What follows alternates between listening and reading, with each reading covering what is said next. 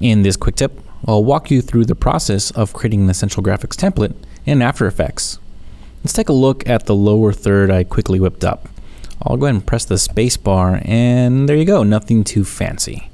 But I want to use this potential template in Premiere so that an editor can use the animation and update the name, title, and even the color of the bar without having to launch After Effects.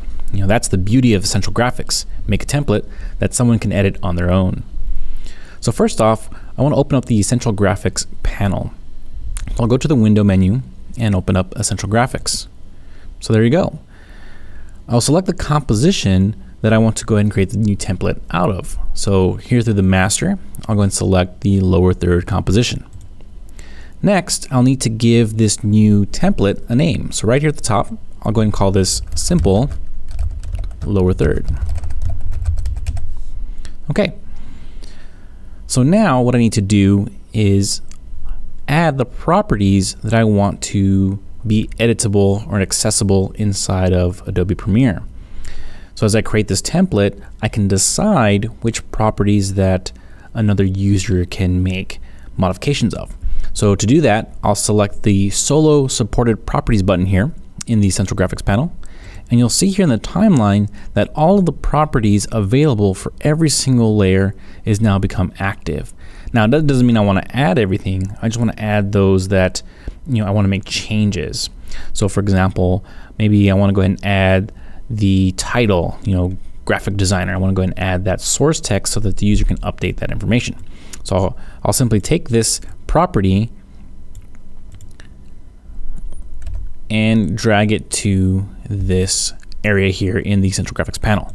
There you go. So now the source text, which currently says graphic designer, will be editable inside of Premiere. So I'll go ahead and scroll down a little bit more, and I'll go ahead and find the name layer, and again grab the source text and drag it to the panel. And then finally, for the bar shape layer, I'll find the fill color, and again I'll grab that and drag and drop it into the Essential Graphics panel.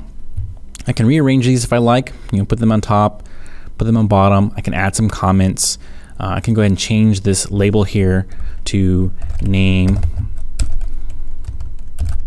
and this could be title. And of course, we'll go ahead and call this shape color. There you go. So again, I can add any properties that I want, make them available, and then back in Premiere, they'll go ahead and be able to change them.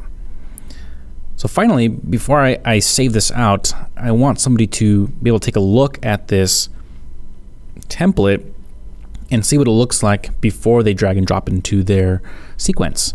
So to do that, I need to set a poster frame. So as I drag through the timeline here inside of my composition, I want to go ahead and select a specific poster frame. Now this is pretty easy. I want to go ahead and show what it'll finally look like when they grab that lower third and put it into their sequence. But if you had a more elaborate animation, you want to probably choose a frame that better represents your template. So anyways, I'll go ahead and scrub to about 1.5 seconds. That looks pretty good. And then I'll go ahead and hit the set poster frame button. There you go. There it is. So this is the thumbnail that they'll see with the name right next to it.